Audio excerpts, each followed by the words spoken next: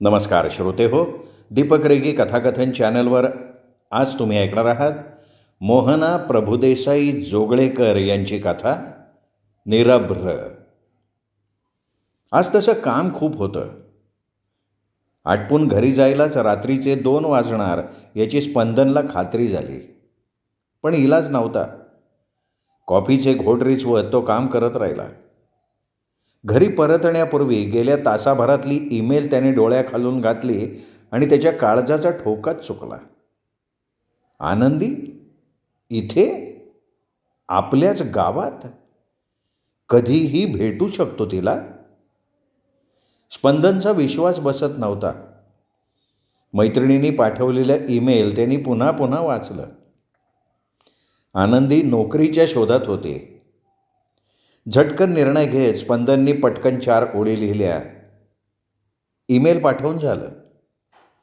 आणि नंतर मात्र कितीतरी प्रश्न मनात सतावत राहिले. मैत्रिणीशी बोलून त्याला वाटणारी तीच ही आनंदी आहे याची त्यांनी खात्री केली आणि ईमेल पाठवणं ही चूक झालेली नाही याबद्दल खात्री पटल्यावर तो निश्चिंत झाला. दोन्ही हात मानेमागे गुंफून खुर्चीच्या पाठीवर त्याने डोकं टेकलं. विचारात गढून गेला तो.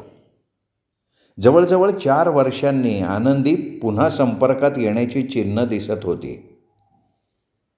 या 4 वर्षात काय झालं असेल? आता भेटून खरंच काय साध्य होईल? स्पंदन हे नाव तरी तिला आठवत असेल का? ईमेल मिळाल्यावर आनंदीची प्रतिक्रिया काय होईल? रात्री उशिरापर्यंत नोकरीचे अर्ज इकडे तिकडे पाठवून देत आनंदी कंटाळलेली होती. पण इलाज नव्हता. ओळखीच्या लोकांना तिने नोकरी बघत असल्याचं कळवलं होतं. घाई नव्हती, पण नुसतं बसूनही चालणार नव्हतं. एक प्रोजेक्ट संपायच्या आधीच दुसरा मिळाला तर मधले दडपणाचे दिवस वाट्याला येणार नाहीत. तेच या क्षणी आनंदीच्या दृष्टीनं महत्त्वाचं होतं. इतके दिवस 2-2 आघाड्यांवर लढणं चालू होतं. एकीकडे नवीन नोकरी शोधावी लागणार याची चिन्ह आणि एकीकडे विशाल. अखेर मनावरचं ओझं उतरलं. फरफट थांबली. मनावरचे काळे ढग आता दूर व्हायला हवे होते. मनःशांती हवी होती. स्वतःच्या कर्तृत्वावर ती मिळेल याची तिला खात्री होती. विशालचं मात्र तिला राहून राहून आश्चर्य वाटत होतं. ऐन उमेदीच्या काळात पंख गमावलेलं पाखरू झालं होतं त्याचं त्याला तरी हे कळेल? कळलं तर कधी? का खूप उशीर झाला असेल तेव्हा? त्याचा चेहरा डोळ्यांसमोर आला आणि तिच्या चेहऱ्यावर हलकीशी स्मितरेषा उमटली. नंतर तिला हसायलाच यायला लागलं. त्याच्या वेडेपणाचं का भोळसटपणाचं तेच तिला समजेना. पण तो प्रसंग मात्र लख्ख आठवायला लागला तिला आणि तसेच कितीतरी. त्या दिवशी विशाल कामावरनं परतला तोच चेहरा पाडून. आई ओरडल्यावर होतो ना तसा झालाय चेहरा. काय झालंय? काय आपलेच लोक त्रास देतात ग. साता समुद्रापलीकडे गेलं ना तरी आपली वृत्ती बदलत नाही. पाय ओढणं, दुसऱ्याचा दुस्वास, अगदी रक्तात भिनलेल्या गोष्टी आहेत या आपल्या. चालायचंच. हो, पण मी अडकतो ना. दर वेळेला होतं असं. वैताग आलाय मला. तू रोकठोक बोलायला लाग विशाल. दरवेळी पडतं घेतोस त्यामुळे होतं असं. आपली बाजू चुकीची नसेल तर कधी कधी लढूनच ते सिद्ध करायला लागतं. तिच्या आवाजातल्या ठामपणाकडे विशाल पाहत राहिला. तिच्यातल्या आत्मविश्वासानं दरवेळी तो चकित व्हायचा आणि त्याच वेळेला मनावर प्रचंड दडपणही यायचं. तिच्यासारखं वागणं का जमत नाही याचा विषादही वाटायचा. त्याने तिला तसं बोलूनही दाखवलं कित्येकदा. आजही पुन्हा तितक्याच कौतुकानं त्याने त्याला काय वाटतंय ते सांगितलं. आनंदी हसली. कामावर काय झालं ते तिने नीट समजून घेतलं. विशालचं कुठे चुकतंय, तो कुठे कमी पडतोय ते समजावून सांगितलं आणि काय करता येईल याबद्दल वेगवेगळे मार्गही सुचवले. आनंदीच्या बळावर हे करणं सहज जमेल असं त्याचं त्यालाच वाटलं. आनंदीच्या आश्वासक मिठीत स्वतःला गुरफटवून तो शांतपणे झोपला. सकाळी दोघं दचकून जागे झाले ते फोनच्या आवाजाने. टेबलावरच्या फोनकडे दोघांनी पाहिलं आणि परत डोळे मिटले. फोन वाजतच राहिला. आनंदीने विशालला हातानेच ढकललं. कुस वळवत विशाल पुन्हा झोपला. नाईलाजाने डोळे चोळत आनंदीने फोन उचलला. कुणाचा फोन आहे हेही तिने पाहिलेलं नव्हतं. फोनवर विशालची आई होती. आनंदीशी थोडंफार बोलून विशालला उठवायला लावलं तिने. तो झोपला आहे, काल खूप उशिरा आला. आज शनिवार आहे, मग निवांत झोपायचा बेत आहे त्याचा. आनंदी झोपलेल्या विशालकडे बघत उत्तरली. आम्हाला नंतर बाहेर जायचं म्हणावं. बाबांचा आवाज तिच्या कानावर पडला. आनंदीने मुकाट्यानं विशालला उठवलं. विशाल कुरकुरत उठला, पण एकदा आईशी गप्पा चालू झाल्यावर खुलला. कालचं सारं प्रकरण त्यांनी पुन्हा एकदा त्याच क्रमात त्याच्या आईबाबांना सांगितलं. त्याचं आनंदीला विशेष वाटलं नाही. पण विशालचे बाबा जेव्हा भारतातून अमेरिकेत त्याच्या साहेबांशी बोलायला यायचं म्हणायला लागले तेव्हा तिला नवल वाटलं आणि धक्का बसला तो विशालच्या मान डोलावण्याचा. त्यांचं बोलणं संपल्यावर विशालकडनं तिने फोन घेतलाच. बाबा, तुम्ही विशालच्या साहेबांशी बोलायला यायचं म्हणताय? कानावर विश्वास बसत नसल्यासारखा स्वर होता तिचा. हो का ग, त्याची आईसुद्धा यायचं म्हणतीये. आनंदीला हसावं का रडावं तेच कळेना. त्या पण साहेबांना भेटणार आहेत का? तिच्या आवाजातला उपरोधिकपणा विशालच्या बाबांना जाणवला असावा. हे बघ आनंदी, विशाल काही तुझ्यासारखा स्वतंत्र वातावरणात वाढलेला नाही आहे. तू शिक्षणासाठी बाहेर राहिलीस. विशाल लग्न होईपर्यंत आमच्याबरोबर होता. आमचं कायम लक्ष असायचं त्याच्यावर. जर त्याला त्रास होत असेल तर धावणारच ना आम्ही मदतीला. बाबा, अहो कामातल्या बारीक सारीक कुरबुरी सोडवण्यासाठी तुम्ही भारतातनं इथे येणार? विशाल काही लहान नाही आहे. तुम्हाला त्याला भेटायला यायचं असेल तर जरूर या, पण त्याच्या साहेबांना भेटण्यासाठी नक्कीच नाही. त्याचं त्याला तोंड देऊ देत ना त्या प्रसंगाला. आनंदीच्या स्पष्ट वक्तेपणाचा विशालच्या बाबांना राग आला. त्यांनी काही न बोलता फोन ठेवून दिला. कशाला दुखवलंस तू बाबांना? विशालचे डोळे भरून आल्यासारखे वाटले आनंदीला. विशाल, अरे कमाल करतोयस तू. मान काय डोलवतोयस? ते दोघं तुझ्या बॉसशी बोलायला येणार म्हणाले तर तू मान डोलवतो? अरे स्वतः बाहेर पडायचं असतं अशा अडचणीतून. विशालला आनंदीच्या बोलण्याला खीळ कशी घालावी ते समजत नव्हतं. फोन वाजला तसा त्यांनी सुटकेचा श्वास टाकला. आईचा फोन पाहिल्यावर मात्र कुचंबणा झाल्यासारखं त्याने आनंदीकडे पाहिलं. लहान मुलाची समजूत घालतात तशी समजूत त्याची आई फोनवरनं तिकडनं घालतीये हे आनंदीला विशालच्या स्वरावरनं जाणवत होतं. विशालची कीव आली आनंदीला. ती तिथून निघून गेली. स्वतःच्या मनाचा उद्वेग शांत कसा करावा तेच तिला समजेन असं झालं होतं. कणा नसलेल्या पुरुषाबरोबर वैवाहिक जीवनाची सुरुवात तर झाली होती, पण हे असंच चालू राहिलं तर? आनंदीने टाकलेला रागीट कटाक्ष बघून विशालला आईबरोबरचं बोलणं थांबवावं असं वाटत होतं, पण आईच्या मृदू स्वराने त्याला बरं वाटत होतं. आनंदी रागाने तिथून गेली तसं घाईघाई त्यांनी बोलणं आटोपतं घेतलं. तिचा राग शांत करायचा एकच मार्ग त्याला ठाऊक होता. त्यांनी कडक कॉफीचा कप आनंदी समोर धरला, पण आनंदीची कळी खुलली नाही. आई रागवेल बरं. बाळाने बायकोसाठी कॉफी केली म्हणून. धुसफुसत तिने कॉफीचा कप तोंडाला लावला. मी नाही सांगणार तिला तुझ्यासाठी कॉफी केली ते. निरागस चेहऱ्यानं विशाल उत्तरला आणि आनंदीला पुढे काय बोलावं तेच कळेना. ती निमूटपणे कॉफीचे घोट घेत राहिली, पण तिला राहावलं नाही. किती बारीक सारीक चौकशा करत असते रे तुझी आई. जेवायला काय केलं, नीट जेवलास ना, पुरेसं होतं ना. आणि तू पण श्रावण बाळासारखा उत्तरं देत असतोस.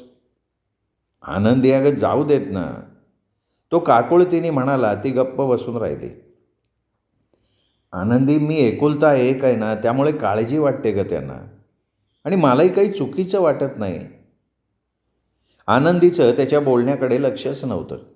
कसल्या विचारात गुंतली होती कोणास ठाऊक. विशालही कॉफीचा कप हातात धरून तसाच बसून राहिला. आनंदी समोर बसलेली असूनही त्याला खूप एकटं वाटत होतं. आनंदीचा आग्रह म्हणूनच तो नागपूर सोडून पार या देशात आला होता.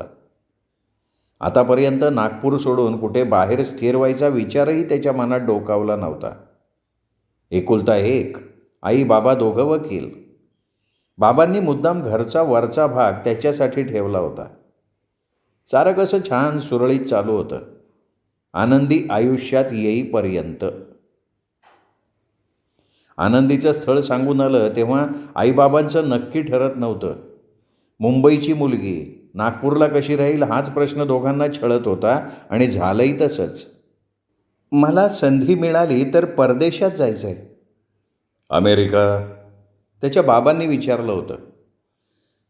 असंच काही नाही, कोणताही देश. तिथे काम करायचा अनुभव घ्यायचा आहे. फार वेगळं वातावरण असतं बाहेरच्या देशात कामाच्या बाबतीत असं ऐकलं आहे. मला त्याचा अनुभव घ्यायचा आहे. पण आम्हाला नागपूरमध्येच राहणारी मुलगी पाहिजे. विशालच्या आईच्या ठाम स्वराला उत्तर म्हणून आनंदीने फक्त विशालकडे बघितलं. विशाल तिच्याकडे टक लावून पाहत होता. तिला त्याचा निरागस चेहरा विलक्षण आवडला. साऱ्या महत्त्वाकांक्षा बाजूला ठेवून नागपूर तर नागपूर असंही तिच्या मनात येऊन गेलं, पण क्षणभरच. कुणालाही काही बोलण्याची संधी न देता ती म्हणाली, जिथे माझं काम असेल तिथे राहायला आवडेल मला. काम न करता राहणं ही कल्पनाच करू शकत नाही मी. नंतरचं बोलणं उपचाराचं वरवरचं होतं. दोन्ही बाजूंनी मनातल्या मनात नकार पक्के केलेले होते. आणि तरीही विशालचं लग्न आनंदीशीच झालं. विशालने कितीतरी मुली पाहिल्या, पण आनंदी काही त्याच्या मनातनं जाईना. आनंदी ही मुलं पाहत होतीच. विशाल जसा तिच्यात अडकला होता तेवढं स्वतःला गुंतवून घ्यायचा आनंदीचा स्वभाव नव्हताच. विशालकडून काही कळलं नव्हतं, त्यामुळे तिने नकार गृहीत धरला आणि ती मुलांना भेटत राहिली. होकार नकार चालू होते. तेवढ्यात त्याच्या घरून होकार आला. नकार देण्यासारखं, मुद्दाम बोट ठेवण्यासारखं काही नव्हतंच. विशालनी परदेशात जायची तयारी दर्शवली होती. त्याची शैक्षणिक कारकीर्द बघता त्याला ते सहज शक्यही होतं. आनंदीला परदेशात काम करण्याच्या अनुभवाचं महत्त्व जास्त वाटत होतं. काही वर्षांनी ते परत गेलेच असते नागपूरला. चूक झाली का? विशालला कॅनडात आल्यावर काही महिन्यातच हा प्रश्न पडायला लागला होता. सतत आईवडिलांच्या छायेत वाढलेल्या विशालला स्वतंत्रपणे निर्णय घेणं म्हणजे दडपणच वाटायचं. नागपूरचे दिवस आठवायचे. कामावरून परत आलं की तिघं प्रत्येक गोष्टीची चर्चा करायचे, मतं मांडायचे. दोघांच्या मतानुसार वागणं विशालच्या अंगवळणी पडलं होतं. आणि त्यांनी दिलेल्या सल्ल्याने कधी नुकसान झालं नव्हतं. आत्तापर्यंत सुरळीत पार पडलेलं होतं, घरी दारी दोन्ही ठिकाणी. आनंदी घरात आल्यावर तिच्याशीही तो सहज जमून घ्यायला शिकला. आनंदीमधला आग्रही ठामपणा त्याला आवडायचा. तिच्या म्हणण्यानुसार आपसुकच तो वागायचा. मुळात त्याच्या स्वभावात आक्रमकपणा नव्हता. निर्णय क्षमता होती का नाही हे त्यांनी कधी आजमावून पाहिलंच नव्हतं. कुणाचं मन मोडणं त्याच्या फार जीवावर येई आणि त्यासाठी स्वतःच्या मनाला थोडी मुरड घालण्यात त्याला कमीपणाचं वाटत नसे. पण आनंदी आल्यावर या त्याच्या भूमिकेमुळे येणाऱ्या अडचणी त्याला जाणवायला लागल्या होत्या. ना तो आईबाबांना खुश ठेवू शकत होता, ना आनंदीला. त्याचा त्याला त्रास होत होता, पण पर्याय सापडत नव्हता. आनंदीचे स्वाभिमान, कणा, आत्मविश्वास हे शब्द त्याच्या कानात घुमत राहायचे. त्यावेळेस त्याला त्याच्या आईचं म्हणणंही पूर्णपणे पटायचं.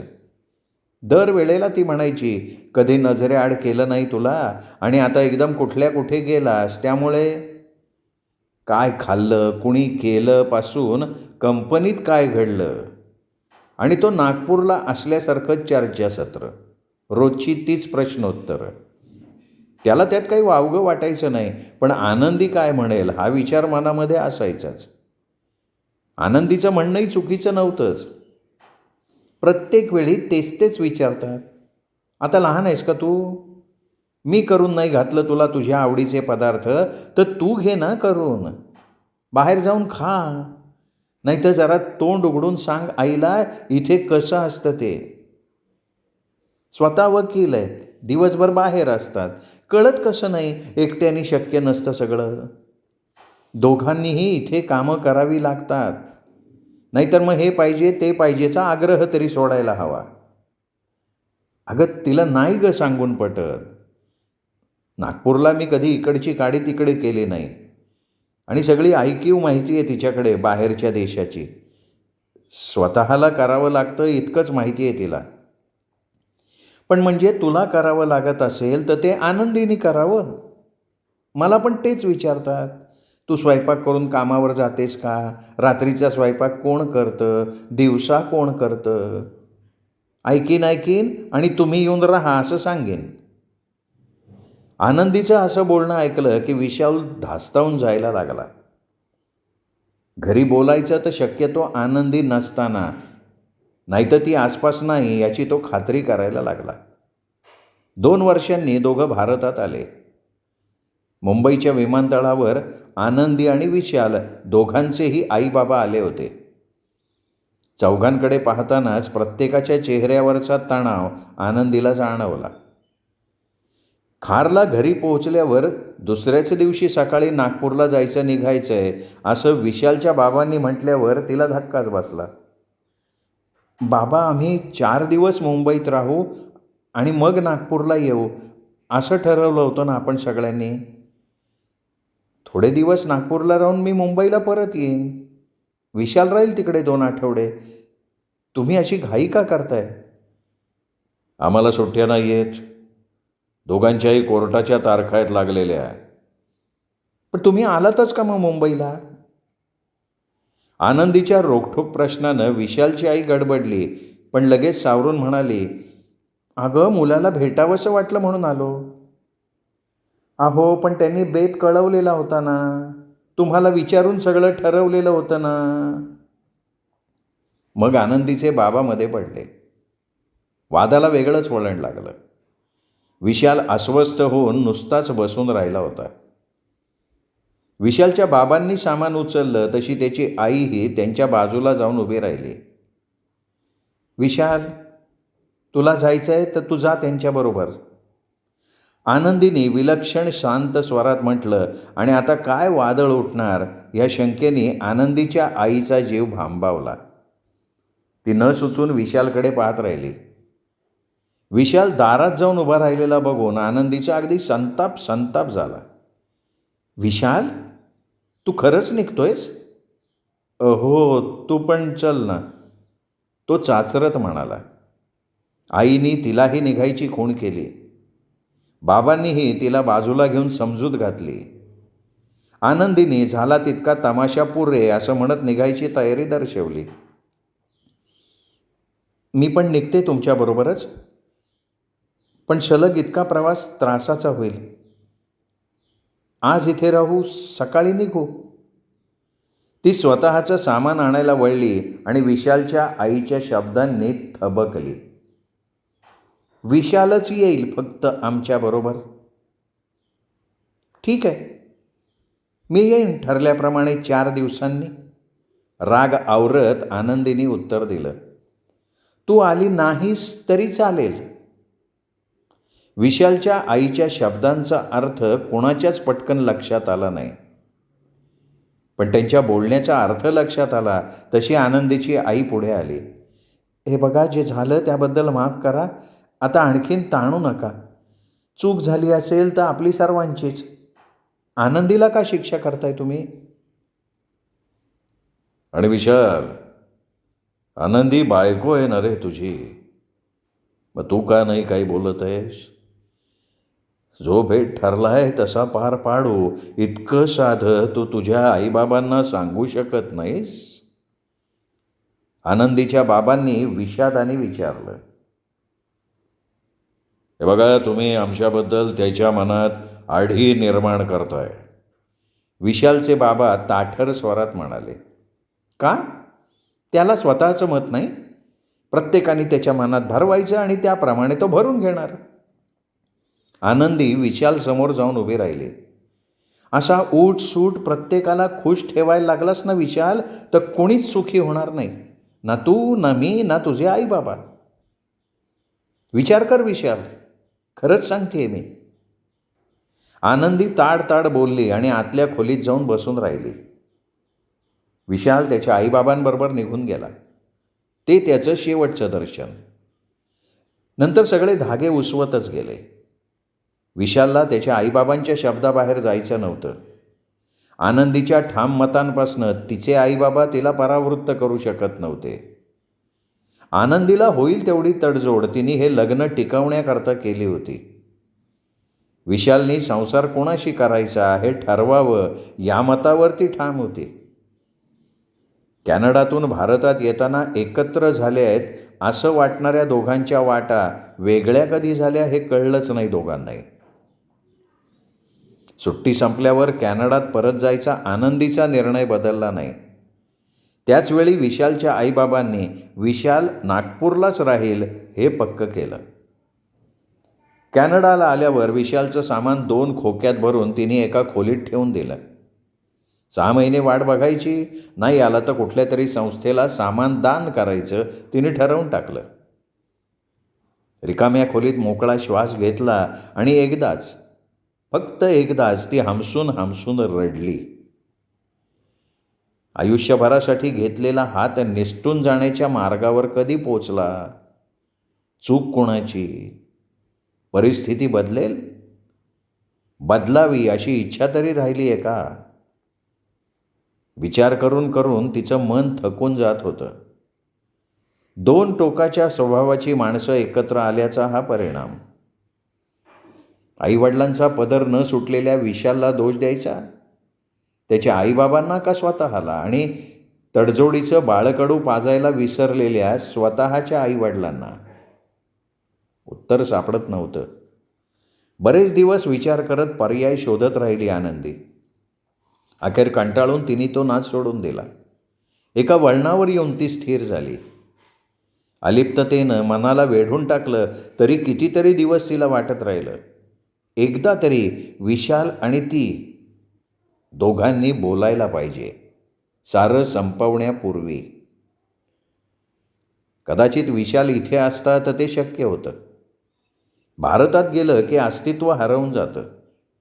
दुसऱ्यांच्या मताचं ओझं बाळगून वावरायला लागतो तो, हे तिचं तिलाच जाणवत होतं. मग आज्ञाधारक विशालचं दुसरं काय होणार?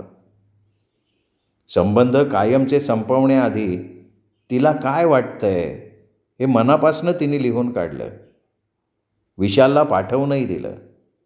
त्याचे आईबाबा प्रत्येक शब्द वाचतील ही कल्पना असूनही तिला स्वतःच्या मनाचं समाधान करून घ्यायचं होतं. आनंदीचं पत्र वाचल्यानंतर अगदी लगेच तिला भेटावं, तो तिच्या प्रेमात कसा अखंड बुडालेला आहे हे सांगावं असं वाटत राहिलं विशालला. लग्नानंतरची 2 वर्ष आठवत राहिली. आनंदीचा उत्साही स्वभाव, तडफदार वागणं याचं तर त्याला आकर्षण होतं. किती पटकन ठरवायची ती कुठलीही गोष्ट. अगदी लांब पल्ल्याचा प्रवास असला तरी 2 मिनिटात ठरवून निघायचं. सुरुवातीला राहायचं कुठं, जायचं कसं असे प्रश्न विचारून तो तिला हैराण करे. अनुभवाने तिला सगळं जमतं असंच त्याला वाटायला लागलं होतं. साध्या बाबतीत तिच्यावर अवलंबून राहायला लागला तो. तेच चुकलं? तो विचार करत राहिला. तसेही ठाम निर्णय त्याने कधी कुठे घेतले होते? आत्ताही त्याला आपलं चुकलं का नाही हे ठरवता येईना. सवयीने त्याने ते पत्र आईला दिलं. आनंदीच्या वागण्याची पुन्हा चिरफाड झाली. तिला उत्तर पाठवायचीही तसदी घेऊ नकोस असं त्याच्या आईने त्याला बजावलं आणि त्याने ते मानलं. आनंदी उत्तराची वाट पाहत असेल या विचाराने अधूनमधून तो अस्वस्थ होई. 1-2 महिने खरंच त्याच्या उत्तराची वाट पाहिली आनंदीनं, पण हळूहळू ती स्वतःच्या व्यापात गर्क झाली. एकटी राहत होती. कामाचा ताण वाढत होता. संध्याकाळी परत आलं की जेमतेम पोटात काहीतरी ढकलून ती दिवस संपवे. विचार करायलाही वेळ नव्हता, इच्छाही नव्हती. शनिवार रविवार मात्र एकटेपणाची भावना वेढून टाकत असे. भूतकाळ अस्वस्थ करत राही. अशावेळी ती भटकंतीत मन रमवायला शिकली. धावणं फिरणं झालं की मन प्रसन्न होऊन जाई. मरगळ झटकून ती पुन्हा आपल्या कामात व्यग्र होऊन जाई. निराशावादी ती नव्हतीच. त्यामुळे लवकरच एकटेपणातला आनंदही लुटायला शिकली. चालू असलेला प्रोजेक्ट संपण्याची चिन्ह दिसायला लागल्यावर पुन्हा नोकरी शोधण्याच्या वणवणीला तयार झाली. ओळखीपाळखीच्या लोकांना लगेचच तिने कळवलं. हे काम संपायच्या आधी दुसरं मिळेल तर किती बरं असं वाटत असतानाच आलेल्या ईमेलने क्षणभर तिच्या छातीत धडधडलं. स्पंदन? हा तोच स्पंदन असेल. 4 वर्ष तरी झाली असतील भेटून. त्याच्या ईमेलमध्ये काही उल्लेख नाही, पण हा तोच आहे. भेटायचं का टाळायचं? अस्वस्थपणे ती स्टारबक्सच्या बाहेर यरझारा घालत होती. जरा लवकरच पोचली होती. लांबून स्पंदन येताना दिसला आणि तिच्या हृदयाचे ठोके चुकले. ओळखलंस? त्याने हसत हात पुढे केला. त्याच्याशी हस्तांदोलन करून तिने फक्त मान डोलवली. चल चल आत बसू चल. तिला काय बोलायचं ते सुचत नव्हतं. मनातले प्रश्न ओठावर येऊ द्यायचे नाहीत असं ठरवूनही ती बोलून गेली. नोकरीसाठी खरंच मदत करणार आहेस का मला ओळखत होतास म्हणून? तो हसला. अगं दोन्हीही. दोन्ही? म्हणजे? त्याला काय म्हणायचं आहे हे तिच्या लक्षात येत नव्हतं. तुझ्याशी बोलायचं होतं. पुन्हा भेटशील असं कधी वाटलंच नव्हतं. आणि माझ्याच कंपनीत नोकरी मिळू शकते म्हणून दोन्ही म्हटलो मी. 4 वर्ष झाली असतील स्पंदन आपण भेटून. एकदाच तर भेटलो होतो आणि 1-2 वेळा फोनवर बोललो होतो. म्हणजे तुला काय बोलायचं असेल तेच समजत. मी अजून लग्न नाही केलं आनंदी. तिला तोडून टाकत त्यांनी म्हटलं आणि ती त्याच्याकडे आश्चर्यानं पाहत राहिली. आणि त्याचं कारण तू आहेस. तो घाईघाईत बोलला. मी? आता तर ती अगदीच गोंधळली. हो तू. अरे पण मी होकार कळवला होता. नकार तुझ्याकडून होता स्पंदन. हां खरं आहे तुझं. तुला भेटलो तेव्हा असं एखाद्या मुलीला ठरवून भेटणं वगैरेचा पहिलाच प्रसंग होता. माझ्या अपेक्षा काय आहेत हे माझं मलाच कळलेलं नव्हतं. मग सर्वांचंच म्हणणं पडलं की घाई करू नये. पटलं मला ते. पण नंतर प्रत्येक मुलीची मनातल्या मनात तुझ्याशी तुलना करायला लागलो. शेवटी तुला फोन केला. फोन केलास? हो केला. विसरलीस? आनंदी विचार करत राहिली. फोन केला पण माझ्या मनातलं बोलायची संधी दिलीसच नाहीस तू. तो काय म्हणतोय हे हळूहळू तिच्या लक्षात आलं. विशालबरोबर लग्न पक्क झालं आणि स्पंदनचा फोन आला होता. त्यावेळेस क्षणभर प्रश्न पडला होता. स्पंदननी फोन का केला असेल म्हणून. पण ती विशालमय झाली होती. स्पंदननी भेटायची इच्छा व्यक्त केल्यावर लग्न ठरल्याचं तिने आनंदाने सांगितलं होतं. त्यामुळे पुढे काहीच बोलला नसेल का स्पंदन? तिच्या मनातले विचार वाचल्यासारखं स्पंदन उत्तरला. अगं तू इतक्या पटकन तोडून टाकलंस की पुढे काही बोलताच आलं नाही मला. आनंदी हसली. तुझा नकार पचवला होता ना त्यामुळे झालं असेल तसं. माझं लग्न ठरलं होतं आणि तू पुन्हा भेटूयात का असं विचारत होतास.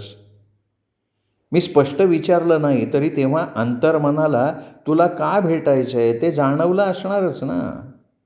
पण तुझ्यासारखं जाणवून घ्यायचं नसेल. तुझं लग्न ठरलंय म्हटल्यावर पुढचे मार्ग खुंटलेच. मी मुलींना भेटत राहिलो, नकार देत राहिलो.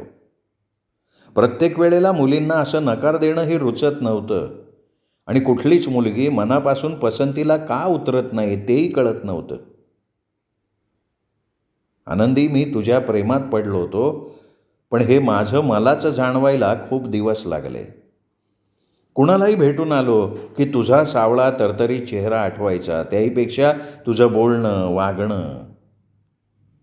स्पंदनचं बोलणं मनापासनं ऐकत होती आनंदी. नकळत आनंदीच्या तोंडून निघून गेलं, बोलणं, वागणं. स्पंदनला आपल्या वागण्या बोलण्यात असं काय आढळलं की तो विसरू शकला नसेल. तिचा स्वर उत्सुक होता. आपण भेटलो त्यावेळेला उगाच आमच्यावर प्रभाव टाकण्याचा प्रयत्न नाही केलास. बाबांची मतं तर 1-2 वेळा तिथल्या तिथे खोडून काढलीस आणि त्यात कुठेही उर्मट्टपणाची झाक दिसली नाही. उलट त्या विषयावरचा अभ्यास जाणवला. अरे वा, पण हेच तुझ्या बाबांचं पण मत होतं का? आनंदीने साशंक स्वरात विचारलं. घाईघाईत तिने तसं का विचारतीये याचाही खुलासा केला. मला आठवतंय, माझी आई म्हणाली होती की मी फार अटीतटीवर येते, पण एखाद्या विषयाचा अभ्यास असेल तर कोणी चुकीचा मुद्दा मांडला ना की मला राहवतच नाही. बाबांना जाणवला तुझा अभ्यास, पण महत्त्वाचं ते नाही आहे. मत मांडण्यातला तुझा आत्मविश्वास, ठामपणा आणि तरीही वागण्यातलं सहजपण, ते वेगळं होतं. आणि जसजसं मी मुलींना भेटत गेलो तसतसं ते प्रकर्षानं जाणवायला लागलं. प्रत्येक मुलीशी माझं मन तुझ्याबरोबर तुलना करत राहिलं तेव्हा लक्षात आलं की मी तुझ्या प्रेमात आकंठ बुडालेलो आहे. शेवटी कंटाळून घरी लग्न न करण्याचा निर्णय सांगितला. काही पर्यायच नव्हता. आनंदी, त्याला काहीतरी बोलायचं आहे हे आनंदीच्या लक्षात आलं, पण अंदाज येत नव्हता. आणि नोकरी शोधण्यासाठी मदत करणार आहे म्हणून इथे भेटायला बोलवलंय स्पंदननी की त्याला विशालबद्दल? स्वभावाप्रमाणे ती स्पष्ट विचारणार तेवढ्यात स्पंदनच म्हणाला, आनंदी, तुझा घटस्फोट झालेला मला ठाऊक आहे. आता मात्र तिला काय बोलावं ते सुचेना. दोघंही अस्वस्थपणे कॉफीचे घुटके घेत नजर टाळत राहिले. कसनुसा हसून आनंदी म्हणाली, हे सांगायला बोलवलंस का काय? अवघडल्यासारखा स्पंदन हसला. छे अगं, तुला वेगळंच विचारायचं होतं. आनंदीच्या काळ्याभोर डोळ्यात डोकावत तो म्हणाला, विचारा ना. नोकरीचं म्हणशील तर हा प्रोजेक्ट संपला की लगेच दुसरा शोधणं भाग आहे मला. तुझ्याच कंपनीत आहे का जागा? स्पंदनला काय विचारायचं असावं याचा अंदाज आला तरी ती मुद्द्यावर आली. तिला तो विषय नकोच होता. पुन्हा त्या वाटेकडे वळायचा विचार तिच्या मनात आत्तापर्यंत क्षणभरही डोकावलेला नव्हता. बेसावध क्षणात तिला स्वतःला गुंतवू द्यायचं नव्हतं. पण आनंदीच्या प्रश्नाकडे कानाडोळा करत स्पंदनने विचारलं, माझ्याशी लग्न करशील? आनंदीच्या विस्फारलेल्या डोळ्यांकडे बघून तो हसला. मोकळेपणानं हसला. मनावरचा ताण निघून गेला होता. आनंदीच्या उत्तराचीही आता त्याला काळजी नव्हती. मनावरचं दडपण उतरल्याचा आनंद त्याला जास्त वाटत होता. आनंदी आपल्याच गावात आहे आणि नोकरी शोधतीये या योगायोगाचं त्याला आधी आश्चर्य वाटलं होतं. साशंक मनानं त्यांनी चौकशी केली होती. तिच्या घटस्फोटाचं कळल्यावर किंचित हळहळ वाटली होती, पण लगेच मनाने उचल खाल्ली. सुखाचा शोध संपल्यासारखं वाटायला लागलं. पण विषय कसा काढायचा? ती हो म्हणेल का? कधी आधी आपल्याकडून मिळालेला नकार तिच्या लक्षात असेल का? एकदा अनुभवानं पोळल्यावर पुन्हा त्या फंदात पडेल का? मनात प्रश्न असंख्य होते, पण उत्तरं ठाऊक नव्हती. आनंदीशी बोलल्याशिवाय तिच्या मनाचा थांग लागलाही नसता. पण त्या क्षणापासून जी अस्वस्थता आली होती ती एकदाचा तो प्रश्न विचारल्यावर एकदम नाहीशी झाली. जास्तीत जास्त काय?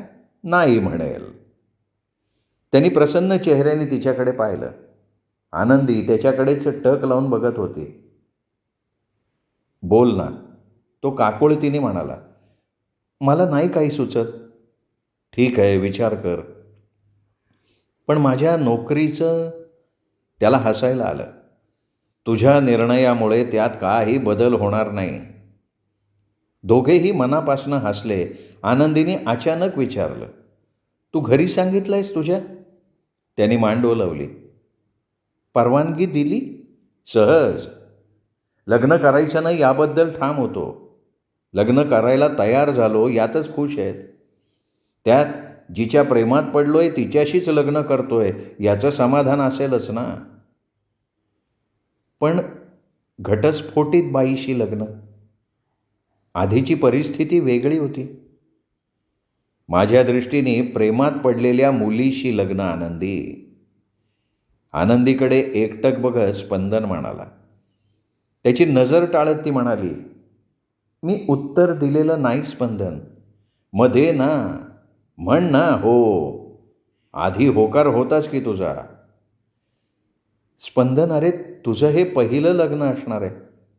मी नुकतीच वेगळी झाली आहे आणि कितीही म्हटलं तरी अजून त्यातून सावरलेली नाही आहे.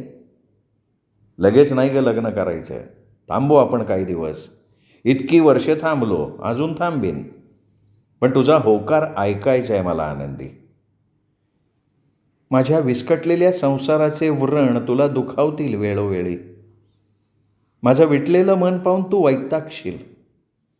माझं तोलून मापून वागणं तुला निरुत्साही करेल, झेपेल. इतकी बदलली आहेस? हो, माझं मला जाणवतं ते.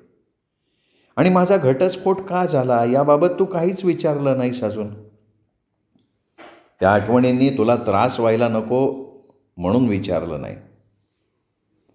मी जे सांगेन ती अर्थात माझी बाजू असेल स्पंदन. विशालचीही बाजू असेलच. खरं आहे, पण त्याची बाजू काय होती हे तुला ठाऊक असणारच ना. तूच सांग दोन्ही बाजू. स्पंदनकडे आनंदी मूकपणे पाहत राहिली. हो म्हण आनंदी. उभं आयुष्य आहे आपल्यासमोर. होशील पुन्हा तू हसती खेळती. मी करीन तुला तुझ्या नावाप्रमाणे आनंदी. स्पंदननी आनंदीचा हात हातात धरला आणि तो तिच्या डोळ्यात खोल डोकावला. आनंदीच्या साऱ्या शरीरावर रोमांच उभे राहिले. मनावर रेंगाळत राहिलेले काळे ढग विरून निरभ्र आकाश दृष्टिक्षेपात आल्यासारखं वाटत होतं. इतक्या पटकन कोणत्याच निर्णयाप्रत पोचायला नको हे कळत असलं, व्यावहारिक मन मागे ओढत असलं तरी आनंदीचे बोलके डोळे भावूक झाले. भविष्याची स्वप्न अलगद त्या डोळ्यांमध्ये उतरली. स्पंदनच्या चेहऱ्यावर समाधानाचं हसू उमटलं. एकमेकांच्या डोळ्यातली भविष्याची रांगोळी अधीर मन निरखत राहिली. मधली 4 वर्ष पुसून नव्याने आयुष्याच्या रांगोळीचे ठिपके जोडण्यासाठी आतुर झाली. श्रोते हो, तुम्ही ऐकत होतात मोहना प्रभुदेसाई जोगळेकर लिखित कथा निरभ्र. कथा कशी वाटली कमेंट करून जरूर कळवा. कथेचा व्हिडिओ लाईक करा, हाईप करा. आपल्या कथाप्रेमी मित्रपरिवारात, नातेवाईकात शेअर करा. आणि मुख्य म्हणजे भेटत रहा दीपक रेगे कथाकथन चॅनलवर. कारण दीपक रेगे कथाकथन चॅनल म्हणजे कथा कादंबरी आनंदाचा अत्युच्च ठेवा. नमस्कार.